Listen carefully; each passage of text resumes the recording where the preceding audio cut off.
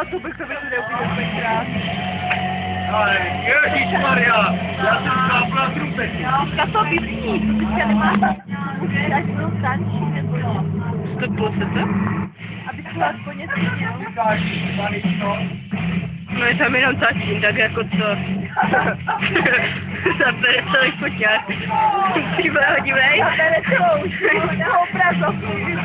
To je Kadela.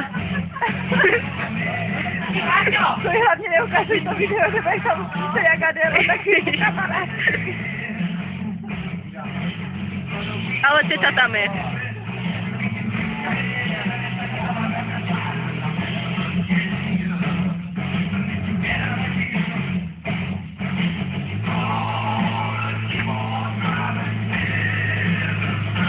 Vždycky stoupnu tam, kde je.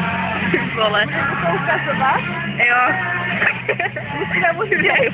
Dani, maminka je značně opilá, jo? Nemyslíš si, že kdyby tak tancovala, tak to jako není zastřízlivá. To stejně nebude slyšet.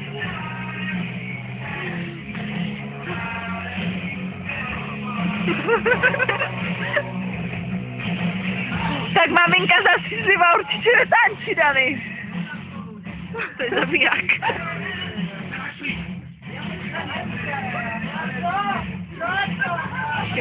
Tatínek se vyspal, tak tancuje, jo?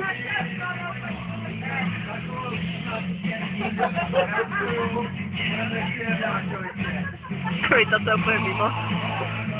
Jako musím na to 3 hodin. No, no ideálka.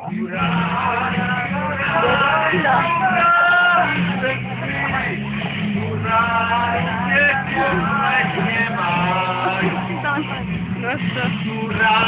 A omluv, že se to cepe, protože Klára je taky jako trošku podnapila.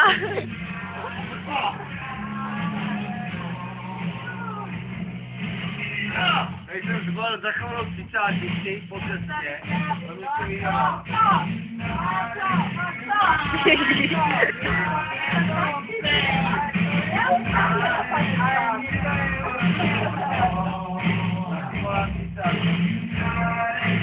Probereš si Tomáš tancováním, když jsme tam pustili